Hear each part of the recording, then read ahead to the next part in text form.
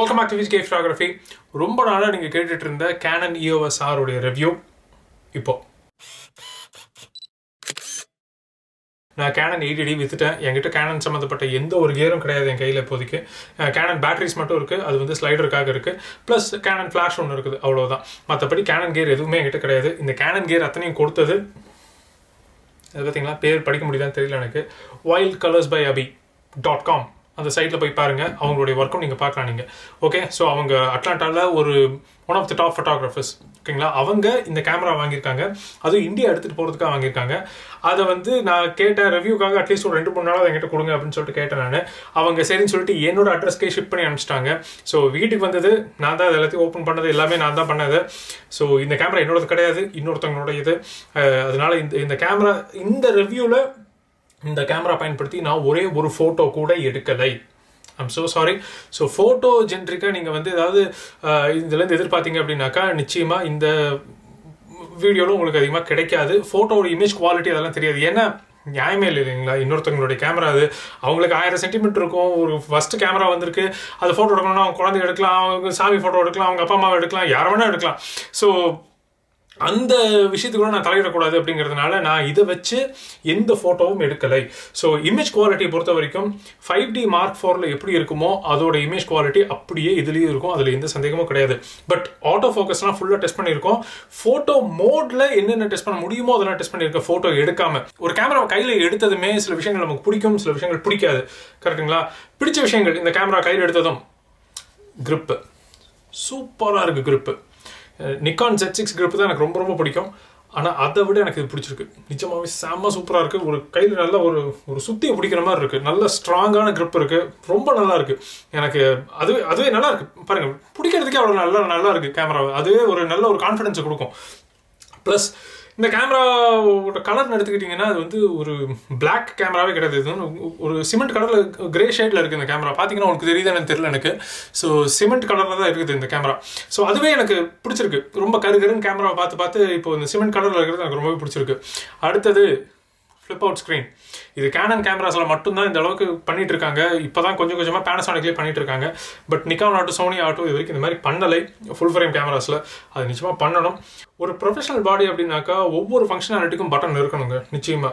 இப்போ exposure compensation எடுத்துக்கிட்டிங்கனாக்கா இப்போ Sony A73 auto, நிக்கான்லேயே auto, அதுக்குன்னு தனியாக ஒரு பட்டன் இருக்கும். அதை ப்ரெஸ் பண்ணி திருப்பினீங்க அப்படின்னாக்கா எக்ஸ்போஷர் காம்பன்சேஷன் மாறும். ISOக்கு தனியாக ஒரு பட்டன் இருக்கும். அது மாதிரி மீட்டரிங் மோடுக்கு தனியாக ஒரு பட்டன் இருக்கும். எல்லாத்தையுமே இதில் மெனு கூட தான் வச்சுருக்காங்க. அது எனக்கு பிடிக்கல. அது அவ்வளோ நல்லா இருக்காது. ஏன்னா ஒவ்வொரு தடவையும் நம்ம மெனுக்குள்ளே போய் இப்படின்னு பண்ணிகிட்டு இருக்க முடியாது. ஒரு வேகமாக ஒரு விஷயங்கள் எடுத்துக்கிட்டு இருக்கீங்க அப்படிங்கிற பட்சத்தில் கட நீங்கள் உங்கள் கேமராவை வந்து நீங்கள் பார்க்காமையே மாற்றுற அளவுக்கு இருக்கணும். அந்த அளவுக்கு பழகணும் உங்களுக்கு. அது இந்த கேமராவில் கஷ்டம். அந்த AF ஆன் பட்டன் இருக்கு இல்லைங்களா, அது வந்து யூஸ்வலி கட்டவரல் எங்கே வைக்கிறோமோ அந்த இடத்துல இருக்கும். பட் இது ஓகே, இது ஒன்றும் பெரிய பிரச்சனை இல்லை. பார்த்தீங்கன்னாக்கா யூஸ்வலி இந்த இடத்துல இருந்திருக்கணும், அது இந்த இடத்துல இருக்குது. ஸோ அந்த கட்டவரல் ஃபஸ்ட்டு என்னது எலும்பு 2 எலும்பு சேர்ற இடம் இருக்கு இல்லைங்களா, இந்த இடத்துல வந்து AF ஆன் பட்டன் இருக்குது. பரவாயில்ல, அது ஒன்றும் பெரிய பிரச்சனை இல்லை. அதுவும் நேச்சுரலாக ரெஸ்ட் ஆகிற பொசிஷன் தான் அது. ஸோ அதுவும் பிரச்சனை இல்லை.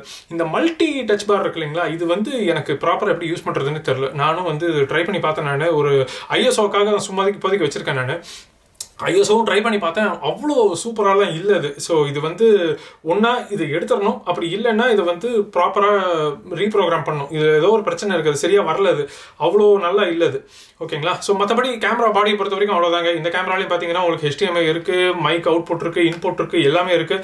ஸோ அதெல்லாம் வந்து ஒரு ப்ரோ பாடிக்கு தேவையான விஷயங்கள் நிச்சயமாக இருக்குது. இந்த கேமராவை டெஸ்ட் பண்ணுறதுக்கு 2 லென்ஸ் தான் யூஸ் பண்ணேன் நான். ஒன்று 16-35 2.8 L series lens, 135 f2 lens. So ஒன்று வந்து போர்ட்ரேட் லென்ஸு, ஒன்று வந்து அல்ட்ரா வைட் லென்ஸு. ரெண்டுத்துலேயுமே வந்து ரொம்ப நல்லா இருந்தது. பெர்ஃபார்மன்ஸ் வந்து சீரியஸாக செம சூப்பராக இருந்தது. அதில் சந்தேகமே கிடையாது.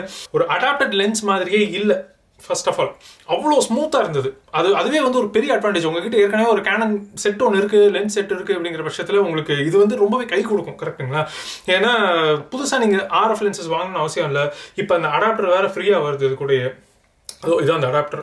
ஸோ இந்த EF to RF அடாப்டர் இருக்கு இல்லைங்களா, இது வந்து ஃப்ரீயாகவே வருது இப்போ கேனன் பாடியோட, EOS R பாடியோட.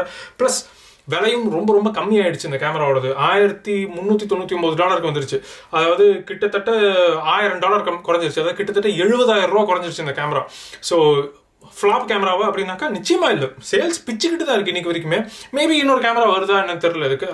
அந்த கதை கூட நம்ம போக வேண்டாம். பட் விலை ரொம்ப ரொம்ப கம்மியாக இருக்கு. அதுவே ஒரு நல்ல பாசிட்டிவான விஷயம். நீங்கள் வாங்குறதுன்னா தாராளமாக வாங்கிக்கலாம். யாருக்கு இந்த கேமரா நல்லா யூஸ் ஆகும் அப்படின்னாக்கா, நான் யூஸ் பண்ண வரைக்கும் சொல்கிறேன், நான் வெட்டிங் ஃபோட்டோகிராஃபர்ஸ்க்கு நிச்சயமாக இந்த கேமரா ரொம்ப நல்லா இருக்கும். வெட்டிங் வீடியோகிராஃபர்ஸ்னாலும் யூஸ் பண்ணலாம் இதை. எனக்கு அதில் சின்ன சின்ன பிரச்சனைகள் இருக்குது. அது என்னங்கிறது சொல்கிறேன் நான். ஓகே, ஃபர்ஸ்ட் நம்ம ஒவ்வொரு விஷயமா வந்துருவோம். நம்ம ஆட்டோ ஃபோக்கஸ் தரவாக டெஸ்ட் பண்ணேன். எனக்கு அட்லீஸ்ட் எனக்கு கிடைச்ச டைம் வரைக்கும் ஒரு 4 மணி நேரம் இந்த கேமரா ஃபுல்லாக உட்காந்து டெஸ்ட் பண்ணிட்டு இருந்தேன். 3/4 ஆட்டோ ஃபோக்கஸ் தான் டெஸ்ட் பண்ணிட்டு இருந்தேன். எனக்கு இதை ஹெல்ப் பண்ணுறதுக்கு என் ஃப்ரெண்டு சிவா ஒருத்தர் வந்திருந்தார் இன்னைக்கு. அவர் அந்த இடத்துல வீடியோ நாங்கள் எடுக்கல, 2 பேர் சேர்ந்து எடுத்துக்கல. But thank you Siva, thank you so much. So இந்த வீடியோ நீங்கள் பார்க்குறது ஃபுல்லாக சிவா தான். அவர் இந்த ஆட்டோ ஃபோக்கஸ் எடுத்துக்கிட்டோம் அப்படின்னாக்கா, ஃபர்ஸ்ட் ஆஃப் ஆல் நான் டெஸ்ட் பண்ண வரைக்கும் சொல்கிறேன் நான், அதாவது அடாப்டட் லென்சஸ்லேயே அவ்வளோ நல்லா இருக்குது. ரொம்ப ரொம்ப நல்லா இருக்குது. ட்ராக்கிங் சூப்பராக இருக்குது. அதாவது மூவிங் சப்ஜெக்டாக இருந்தாலும் சரி, ஸ்டேஷனரி சப்ஜெக்டாக இருந்தாலும் சரி, வேகமாக இருக்கிற சப்ஜெக்டாக இருந்தாலும் சரி, அந்த ஸ்மூத் ட்ரான்சிஷன் நல்லாவே இருக்குது. அடுத்தது ஃபர்ஸ்ட் நான் என்ன பண்ணேன்னா, கேமரா வந்ததுமே ஃபர்மர் அப்டேட் பண்ணிட்டேன். ஓகேங்களா, 1.40 இருந்தது, அது 1.60 மாற்றிட்டேன். ஸோ 1.60 தான் வந்து அந்த ஐ ஆட்டோ ஃபோக்கஸ் அதெல்லாம் இருக்குது. வீடியோலையும் ஐ ஆட்டோ ஃபோக்கஸ் இருக்குது. நச்சுன்னு வேலை செய்யுது.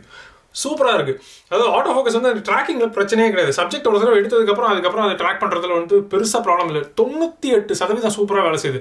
அந்த 2% வந்து நான் கேமரா வேகமான திருப்பினாலோ இல்லை சப்ஜெக்ட் வேகமான இருந்தாலோ அது விட்டு போயிடுது. அதெல்லாம் பரவாயில்ல. அதெல்லாம் வந்து இக்னோர் பண்ணிக்கலாம். அதெல்லாம் ஒன்றும் பிரச்சனையே இல்லை. அதெல்லாம் வந்து நெக்லிஜிபிள். அதெல்லாம் ஒரு பெரிய விஷயமாவே எடுத்துக்க வேண்டியதில்லை. அதே மாதிரி கேமராவை நீங்கள் பேன் பண்ணுறீங்க அப்படிங்கிற மாதிரி இருந்தால் சப்ஜெக்ட் வெளில போயிடுச்சுனாக்கா பேக்ரவுண்டுக்கு ஃபோக்கஸ் ஆகும்போது மெதுவாக ஃபோக்கஸ் ஆகுது. அப்படி படிப்படியாக ஃபோக்கஸ் ஆகுது. அது ஏன்னு தெரில எனக்கு. ஃபோட்டோ மோடில் இன்னொரு விஷயம் எனக்கு ரொம்ப பிடிச்சிருந்தது. ஆஸ்பெக்ட் ரேஷியோ வந்து நீங்கள் வேணுங்கிற ஆஸ்பெக்ட் ரேஷியோ செட் பண்ணிக்கலாம்.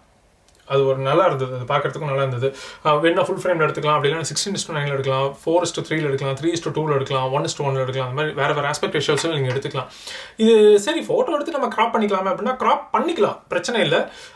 என்னென்னா இப்போ 16:9 நீங்கள் ஆஸ்பெக்ட் ரேஷியோவில் செட் பண்ணியிருந்தீங்கிற பட்சத்தில் நீங்கள் எடுக்கிறீங்கும் போது ரா ஃபைல்ஸ் எடுக்கிறீங்கன்னாக்கா ரா வந்து ஃபுல் ஃபைல் எப்பவுமே இருக்கும். ஆனால் நீங்கள் கம்போஸ் பண்ணும்போது உங்களுக்கு ரொம்ப ஈஸியாக இருக்கும். ஃப்ரேம் இதுதான் என்னுடைய ஃப்ரேம், இதுக்குள்ளே நான் கம்போஸ் பண்ணணும் அப்படின்னு நினச்சிங்கனாக்கா உங்களுக்கு 16:9 இல்லை வேறு எந்த ஆஸ்பெக்ட் ரேஷியோவாக இருந்தாலும் சரி ப்ராப்பராக அதுக்குள்ளே நீங்கள் கம்போஸ் பண்ணிக்கலாம். உங்களுக்கு சப்ஜெக்டோடைய முக்கியமான சப்ஜெக்ட்ஸ் எல்லாத்தையுமே வந்து உங்கள் ஃப்ரேமில் இருக்கிற முக்கியமான சப்ஜெக்ட்ஸ் எல்லாத்தையுமே வந்து அதுக்குள்ளே நீங்கள் செட் பண்ணிவிட்டு அதுக்கப்புறமா ஃபோட்டோ எடுக்கலாம். ரால் எடுக்கிறீங்கிற மாதிரி இருந்தால் ஃபுல் ஃப்ரேம் தான் வரும். அப்புறமா நீங்கள் 16:9 க்ராப் பண்ணும்போது தைரியமாக க்ராப் பண்ணலாம், பிரச்சனை இல்லாமல் இருக்கும். ஓகேங்களா, ஸோ அது ஒரு விஷயம். அது வந்து ரொம்ப பெரிய அட்வான்டேஜ்னு சொல்ல முடியாது, பட் ஒரு நல்ல நைஸ் டு ஹேவ் அட்வான்டேஜ். அது நிஜமாக நல்லா இருந்தது. அது எனக்கு பிடிச்சிருந்தது.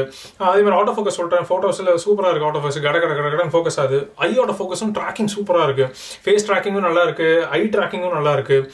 இந்த புது ஃபோமர் நிஜமாகவே ரொம்ப ரொம்ப நல்லா இருக்குது. நல்லா ஃபாஸ்ட்டாக இருக்குது ஐ ட்ராக்கிங்கு, ரிலையபிளாகவும் இருக்குது. ஸோ அதெல்லாம் வந்து நிஜமாக சாலிடாக இருக்குது. இப்போ வந்து இந்த கேமரா ஃபர்மர் அப்டேட் கொடுத்து இந்த கேமராவை சாலிட் பண்ணிட்டாங்க, விலையும் குறைச்சிட்டாங்க. ஸோ நல்ல ஒரு டீல் இது இந்த கேமரா. வீடியோவோட குவாலிட்டி அப்படின்னு வரும்போது எனக்கு தெரியல, நீங்கள் கேனன்லேயே பார்த்து பழகிருந்தீங்க அப்படின்னாக்கா உங்களுக்கு இது பெரிய பிரச்சனையாக தெரியாது.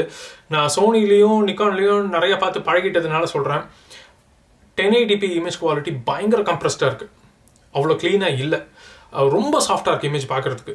ஒரு 4 அடி தள்ளி இருந்தாலும் கூட முடியல, ஒவ்வொரு முடியலும் டீட்டெயிலே தெரிய மாட்டேங்குது. சுத்தமாக ஒரு டீட்டெயிலும் இல்லை. இது திரும்பவும் சப்ஜெக்டிவ் தான். அது நான் ரொம்ப தயங்கிலாம் சொல்லலை, நான் இருக்கிறத சொல்கிறேன். நான் இது ஒரு பெரிய குறையாக சொல்ல வேண்டியது இல்லைன்னு சொல்கிறேன். பட் இமேஜ் குவாலிட்டி எனக்கு பிடிக்கலை. அவ்வளோ சூப்பர்னு சொல்ல முடியாது. இனிமேல் பெட்டராக இருந்திருக்கலாம். ரொம்பவே கம்ப்ரஸ் பண்ணி தான் இருக்குது. ஒரு 720p இமேஜை வந்து நீங்கள் அப்ஸ்கேல் பண்ணி 1080p கொடுத்தீங்கன்னா எப்படி இருக்கும், அந்த மாதிரி தான் இருக்குது. ஒரு கிளாரிட்டி இல்லை. அந்த ஷார்ப்னஸ் இருக்கிற அளவுக்கு கிளாரிட்டி இல்லை. ஷார்ப்னஸ் லென்ஸில் வந்துடும், அது பிரச்சனை இல்லை. ஆனால் அந்த கோடெக் இருக்கு இல்லைங்களா, அது கம்ப்ரஸ் பண்ணும்போது வெறும் ஷார்ப்னஸ் மட்டும் தான் இருக்கும், டீட்டெயில் போயிடும். அது எப்படி கரெக்டாக சொல்கிறதுன்னு தெரியல. பட் உங்களுக்கு பார்த்தாலே தெரியும் உங்களுக்கு அந்த வீடியோ அவ்வளோ க்ளீனாக இல்லை. அந்த வீடியோ சின்ன ஸ்க்ரீனில் பார்க்குறதுக்கு பிரச்சனை இல்லை, தெரியல. பெரிய ஸ்க்ரீனில் என்ன பார்த்தீங்க அப்படின்னாக்கா எந்த அளவுக்கு அது தாங்கி பிடிக்குதுன்னு எனக்கு தெரியல. எனக்கு நான் பார்த்த வரைக்கும் நான் ஐமேக்கில் தான் பார்த்தேன். நான் ஐமேக் வந்து 5K ஸ்க்ரீன். அது 5K ஸ்க்ரீன்னாலும் நான் வந்து நேட்டிவ் இதில் தான் பார்த்தேன், ஃபுல் ஸ்க்ரீனில் பார்க்கல. ஸோ ஃபுல் ஹெச்டிக்கு எவ்வளோ இடம் பிடிக்குமோ, எத்தனை பிக்சல் பிடிக்குமோ அத்தனை பிக்சலில் மட்டும்தான் வச்சு பார்த்தேன் நான். ஓகேவாக தான் இருந்தது. 4K சூப்பராக இருக்குது. 4K அவுட்புட் செம்ம சூப்பராக இருக்குது. க்ளீனாக இருக்குது இமேஜ், செம்ம கிறிஸ்பாக இருக்குது. ஸோ 4Kல நிஜமாகவே இந்த கேமரா ஜொலிக்குது. ஆனால் க்ராப், ஹெவி க்ராப். ஸோ அது வந்து எனக்கு பிடிக்கலை. ஆனால் 4K இமேஜ் சூப்பராக இருக்குது, செம்ம கிளியராக இருக்குது, கிளாரிட்டி பட்டாசாக இருக்குது. ஆனால் கிராப் பயங்கரமாக இருக்குது. சரி ஓகேப்பா, லென்ஸு நான் புதுசாக வாங்க வேண்டாம், கொஞ்சம் பின்னாடி போய் எடுத்துக்கிறேன் அப்படிங்கிற மாதிரி இருந்தால் பின்னாடி போய் எடுக்கலாம். ஆனால் அகைன் நீங்கள் டெப்த் ஆஃப் ஃபீல்டு சாக்ரிஃபைஸ் பண்ணுற மாதிரி இருக்கும். ஸோ ஒன்று இருந்தால் ஒன்று இருக்காது. ஸோ ஃப்ரீ லென்ஸ்னு எதுவுமே கிடையாது. ஸோ அதுவும் வந்து யோசிச்சுக்கோங்க, ஓகேங்களா? ஆனால் 4K நல்லா இருக்குது. கிராப் எனக்கு பிடிக்கலை. ஸ்லோ மோஷன் இந்த கேமரா வச்சு நீங்கள் பி ரோல் அப்படியே 120 FPS எல்லாம் எடுக்கிறீங்க அப்படின்னாக்கா எடுக்கலாம், எடுக்க முடியாதுன்னு சொல்லலை. ஆட்டோ ஃபோக்கஸ் இல்லை. 720p தான் மேக்ஸிமம் ரெசல்யூஷன். இன்னைக்கு தேதிக்கு அதை ஒத்துக்கவே முடியாது. 720p தான் மேக்ஸிமம் ரெசல்யூஷனாக இருக்குது. ரொம்ப சின்ன ஃபைலாக இருக்குது, ரொம்ப சின்னதாக இருக்குது பார்க்குறதுக்கே. இவ்வளோ பெருசாக வருது, அவ்வளோ பெரிய ஸ்க்ரீனில் இத்தனோடு ஓடுது. 720p தான் அது. ஸோ ரெசல்யூஷன் இழுத்தோம் அப்படின்னாக்கா அந்த அளவுக்குலாம் தாங்கும்னு எனக்கு நம்பிக்கை இல்லை. ப்ளஸ் ஆட்டோ ஃபோக்கஸ் சுத்தமாக வேலை செய்யலை, ட்ராக்கிங்கும் வேலை செய்யலை. நான் வந்து ஃபேஸ் ட்ராக்கிங் வேலை செய்யலைன்னா பரவாயில்ல, அட்லீஸ்ட் ஒரு ஜோன் ஏரியாலையாவது வேலை செய்தான்னு பார்த்தேன் நான், அதுவும் வேலை செய்யலை. ஸோ ரொம்ப சூப்பர் ஸ்லோ மோஷன் வந்து இதில் வேலைக்காகாது. நான் இதை ரெக்கமெண்டே பண்ண மாட்டேன் அந்த விஷயத்துக்கு. அடுத்தது கடைசியாக 10-bit வீடியோ இதில் எடுக்க முடியும். ஸோ அது வந்து ஒரு நல்ல ஃபீச்சர். அது 10-bit வீடியோ நான் எனக்கு இது சரியாக யூஸ் பண்ண தெரியல. நான் உட்காந்து மேனுவல்லாம் எடுத்து பார்க்கல. என்கிட்ட இருந்தது ஒரே ஒரு நாள் தான். 4Kல மட்டும்தான் எடுக்க விடுது. இது வந்து உண்மையா என்னன்னு தெரியல எனக்கு. நான் கொஞ்சம் ரிசர்ச் பண்ணோம். என்கிட்ட இப்போ கேமரா கை விட்டு போகுது, அதனால நான் சீக்கிரமாக முடிவு பண்ணுறேன். ஸோ இதை வந்து மைண்டில் வச்சுக்கோங்க. வாங்குற பட்சத்தில் இந்த ரிசர்ச்சை நீங்கள் பண்ணிக்கோங்க, ஓகேங்களா? 1080pல கேமரா எனேபிள் ஆக மாட்டேங்குது, 10-bit எடுக்க விட மாட்டேங்குது. என்ன அது ஏன்னு தெரியல. 4Kல மட்டும்தான் வந்து C-Logல எடுக்க முடியுது. அது 10-bit எக்ஸ்டர்னலாக எழுதும் போது. எக்ஸ்டர்னல் எழுதுறதுக்கு இந்த மாதிரி எக்ஸ்டர்னல் ரெக்கார்டர் வந்து ஏதோ ஒரு ரெக்கார்டர் வேலைக்காகாது. 4K ரெக்கார்டர் இருக்கணும். ப்ளஸ் அதில் வந்து இந்த மாதிரி ஒயிட் கலர் கேமெட் யூஸ் பண்ணுற மாதிரி அந்த மாதிரி ரெக்கார்டராக இருக்கணும் அது, ஓகேங்களா? ஸோ 10-bit வந்து நல்லா இருக்குது இமேஜ் பார்க்கறதுக்கு. கிரேடிங்கும் வந்து ரொம்ப கஷ்டமாக பட வேண்டியது இல்லை. லைட்டாக கிரேட் பண்ணாலே ரொம்ப நல்லா வந்துடுது. ஆட்டோ ஃபோக்கஸும் நல்லாவே வேலை செய்யுது C-Logல. அதாவது நார்மலாக எப்படி ஆட்டோ ஃபோக்கஸ் வேலை செய்யுமோ அதே அளவுக்கு இதுலேயும் வேலை செய்யுது ஆட்டோ ஃபோக்கஸ். ஸோ C-Logலையும் அதில் எந்த ஒரு பாரபட்சமும் நான் பார்க்கல. C-Log நல்லா இருக்குது, அப்படியே ஈஸியாக கிரேட் பண்ணுற மாதிரி இருக்குது. ஆனால் 4Kல மட்டும்தான் எடுக்க விடுது. அது ஏன்னு தெரியல. 1080pல எடுக்க முடியுமான்னு கூட எனக்கு தெரியல. அதை நான் ரிசர்ச் பண்ணணும். பட் இப்போவே நான் கிளம்பிக்கிட்டே இருக்கேன். நான் இந்த வீடியோவை க்ளோஸ் பண்ணிட்டு உடனே நான் கார் எடுத்துகிட்டு கிளம்ப வேண்டியதுதான். ஸோ அவ்வளோ கம்மி டைம் தான் இந்த கேமரா என் கையில் கிடச்சிருக்கு. இந்த வீடியோ உங்களுக்கு ரொம்ப யூஸ்ஃபுல்லாக இல்லைனாலும் ஓரளவுக்கு ஒரு ஐடியா கொடுத்துருக்கும்னு நினைக்கிறேன். நான் ஃபோட்டோவை பற்றி ஒன்றுமே பேசலையே அப்படின்னு நினைக்க வேண்டாம். I'm so sorry. ஃபோட்டோஸ் நல்லாவே இருக்கும், ஒன்றும் பிரச்சனை இல்லை. எத்தனையோ வீடியோகிராஃபர்ஸோட இல்லை எத்தனையோ ஃபோட்டோகிராஃபர்ஸோட வெட்டிங் ஃபோட்டோகிராஃபர்ஸோட ஃபோட்டோஸ் நான் பார்த்துருக்கேன். EOSRல எடுத்தது நல்லாவே இருக்குது, ஒரு பிரச்சனையும் இல்லை. ஸோ மற்றபடி இந்த கேமரா யாருக்கு ரொம்பவே யூஸ் ஆகும் அப்படின்னாக்கா, இன்னைக்கு தேதிக்கு விலை ரொம்ப கம்மியாக இருக்குங்கிறதுனால அப்கிரேட் பண்ணுறீங்கன்னா இம்மீடியட்டாக அப்கிரேட் பண்ணிக்கலாம் இந்த கேமராவை. ஏற்கனவே உங்ககிட்ட கேனன் லென்சஸ் இருக்குது அப்படின்னாக்கா கண்ணை மூடிட்டு வாங்கலாம் அந்த கேமராவை. சூப்பராக இருக்குது, சீம்லெஸ்ஸாக வேலை செய்யுது. நிக்கான் நான் யூஸ் பண்ணிட்டு இருக்கேன் இல்லையா, அதுலேயும் பார்த்தீங்கன்னாக்கா ஆட்டோ ஃபோக்கஸ் வந்து இந்த அளவுக்கு சீம்லெஸ்ஸாக நான் பார்க்கல. இப்போ 70-200 வந்து பழைய லென்ஸோ 24-70 பழைய லென்ஸ் வச்சு நான் அடாப்ட் பண்ணி நான் அதில் யூஸ் பண்ணுறேன் அப்படின்னாக்கா Z6ல அவ்வளோ சூப்பராக இல்லை ஆட்டோ ஃபோக்கஸ். பட் இதில் ரொம்ப ரொம்ப நல்லா இருக்கும் ஆட்டோ ஃபோக்கஸ். ஸோ நிஜமாவே வந்து நான் கண்டிப்பாக ரெக்கமெண்ட் பண்ணுவேன். இந்த ஈவென்ட் ஃபோட்டோகிராஃபிஸ்க்கு அப்புறம் ஹாபிஸ்க்கு கூட நான் ரெக்கமெண்ட் பண்ணுவேன். ஏன்னா வெலை ரொம்ப கம்மியாயிருச்சு இப்போ. ஸோ நீங்கள் யோசிச்சுக்கோங்க, இந்த கேமரா நிஜமாக நல்லா இருக்குது, நல்ல ஒர்த்தான கேமரா தான் இது. உங்களை நான் அடுத்த வீடியோவில் மீட் பண்ணுறேன். அது வரைக்கும் பாய்.